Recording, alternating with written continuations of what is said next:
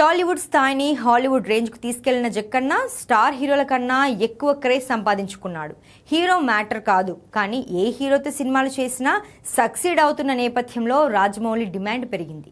ఇక economical theory demand and supply ప్రకారం పేమెంట్లో మార్పులు మొదలయ్యాయి. దేశంలోనే హైయెస్ట్ రెమ్యునరేషన్స్ తీసుకున్న దర్శకుడిగా అవతరించాడు జక్కన్న. వారణాసి కోసం 200 కోట్లను ఛార్జ్ చేస్తున్నాడన్న టాక్ వినిపించింది. కానీ ప్రాఫిట్లో షేర్ కోరుతున్నాడని టాక్. పుష్పతో పాన్ ఇండియా ఐడెంటిటీని క్రియేట్ చేసుకున్న అల్లు అర్జున్ కూడా నెక్స్ట్ సినిమాను ఆ స్థాయి తగ్గకుండా ప్లాన్ చేస్తున్నాడు. బాలీవుడ్ బాక్సాఫీస్ను షేక్ చేసిన బన్నీ నెక్స్ట్ అట్లీకి ఛాన్స్ ఇచ్చాడు. ఎందుకంటే షారుఖ్ ఖాతాలో జవాన్ రూపంలో బిగ్గెస్ట్ హిట్ వేశాడు.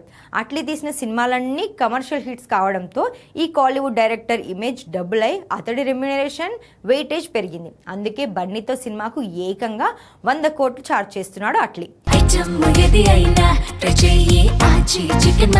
ఆచి చికెన్ మసాలా జస్ట్ ఎలివేషన్లతోనే హీరోలకు క్రేజ్ తెచ్చిన దర్శకుడు ప్రశాంత్ నీల్ కూడా పేమెంట్ పెంచేశాడు.